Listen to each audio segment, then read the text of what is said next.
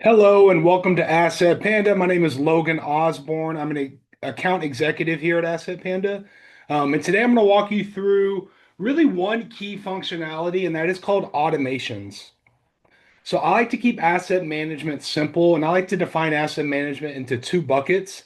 We're not going to go into that full in depth today, but I want to focus on step one, which is having a centralized database, i.e., Asset Panda, that has all of the assets that you purchased. What did we purchase? What did it cost? Where is it? Who's got it?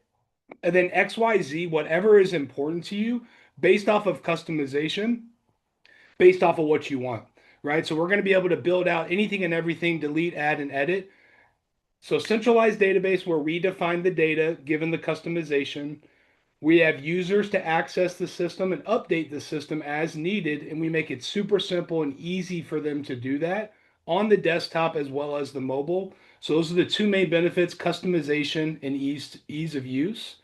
And within this first bucket of asset management, we have the centralized database, we have the users to access it, we make it easy for them to do that. But the biggest piece of that step one is automations. How can we be proactive rather than reactive?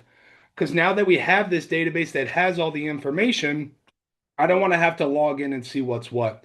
So here's our automations, and I'm not going to be able to go through in full depth like I'd like to, but I'm going to walk you through the basics of how our automations function. So what we can see here is this is the ultimate conditional. When these conditions are met, then I want to perform these actions. So we're going to walk through the triggers and the actions.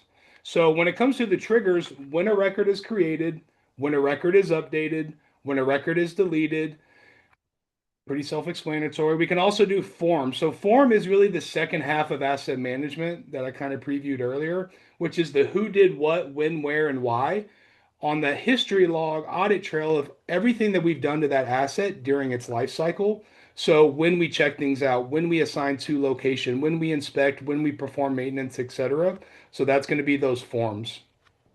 Another one is add a scheduled time. This is going to be your warranty, your next maintenance date, your end of life, your anything and everything that is important to you.